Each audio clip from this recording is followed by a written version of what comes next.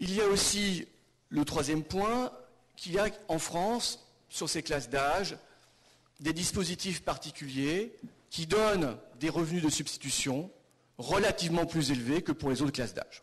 Alors on a tous en tête les pré-retraites. Les pré-retraites publiques qui ont, depuis 1970, donné ce qu'on appelle des revenus de substitution.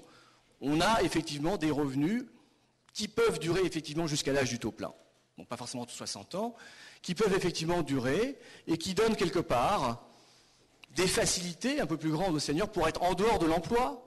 Alors c'est pas forcément, on va voir tout à l'heure, j'en parlais, mais de ce point de vue-là, la seule responsabilité, je dirais, des seniors.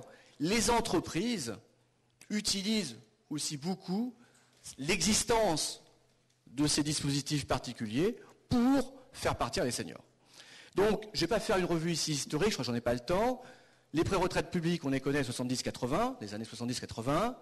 Après, les choses, elles étaient quelque part ciblées, hein, même complètement ciblées sur certains travailleurs, certains secteurs. On a tous en tête la sidérurgie des années 70 et ainsi de suite. Et puis, on les a plutôt fait disparaître. Vous allez me dire, ça fait maintenant 20 ans, 30 ans qu'on a plus de 20 ans de retraite publique, même si ça a pris plus de temps pour d'autres, massivement. Alors, ce qu'on a fait, c'est encore plus pervers et plus grave, de certaine façon, pour peser sur l'emploi des seniors. On a, quelque part, mis ces dispositifs particuliers dans le régime, on les a banalisés à l'intérieur du système de l'UNEDIC. On a créé la dispense de recherche d'emploi. La dispense de recherche d'emploi, c'est lorsqu'à 57 ans, on est hors de l'emploi. Pour la plupart, même si certains malheureusement étaient exclus pour eux de la dispense de recherche d'emploi, eh bien, la dispense de recherche d'emploi, c'était une pré-retraite, de fait. Alors ça a arrangé tout le monde, y compris le gouvernement, puisqu'ils n'étaient pas au chômage, donc pas dans les statistiques. C'est aussi, de ce point de vue-là, la dispense de recherche d'emploi va être progressivement supprimée. Mais il existe encore un système d'allocation chômage, d'indemnisation très particulier. À 57 ans, si on peut rester en gros jusqu'au taux plein.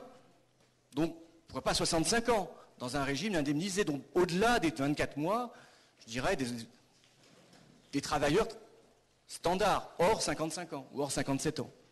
Donc, il existe en France des dispositifs spécifiques qui, d'une certaine façon, encouragent la sortie.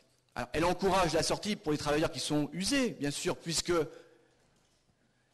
bien sûr, le revenu est moins fort que le salaire, mais ils restent dans cette situation où ils ont un revenu relativement important.